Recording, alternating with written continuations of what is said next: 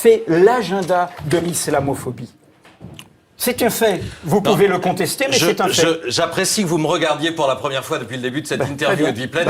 Et j'apprécie, c'est pour ça que je me suis levé. Ça me permet de vous voir dans les yeux. Cette séquence, c'était le 6 janvier 2015 dans C'est à vous. Invité sur France 5, Edoui Plenel avait vivement critiqué le fait que les médias français reçoivent Michel Houellebecq pour la promotion de son livre Soumission, accusé à l'époque d'être islamophobe. On ne doit pas recevoir Michel Houellebecq.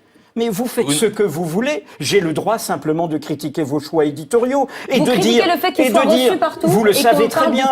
Écoutez, pour les musulmans, commence par le rappel que M. Patrick Cohen a laissé dire tranquillement à Alain Finkielkraut que l'islam était un problème de civilisation dans notre pays et qu'on ne pouvait pas laisser cela au Front National. Après cette attaque d'Edoui Plenel, Patrick Cohen s'était encore plus agacé du fait que le patron de Mediapart refusait de le regarder dans les yeux durant l'interview. Une situation qui a poussé l'éditorialiste à vouloir quitter le plateau. Fait l'agenda de l'islamophobie.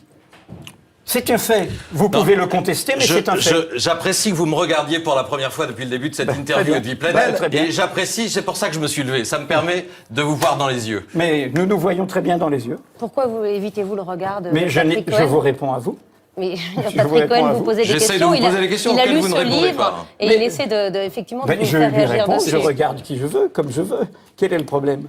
Il faut remettre un peu de contexte dans cette séquence. Début 2015, Michel Houellebecq avait sorti un nouveau roman, Soumission, dans lequel il imaginait l'avènement en France d'une république islamique en 2022.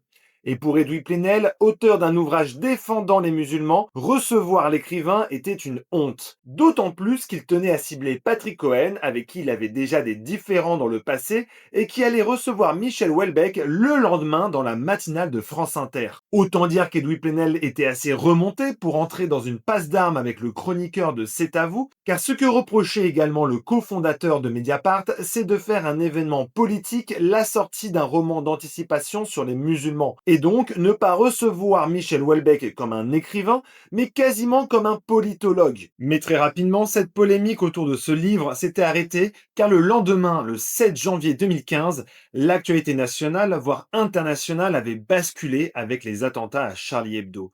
Un événement qui marquera profondément les Français.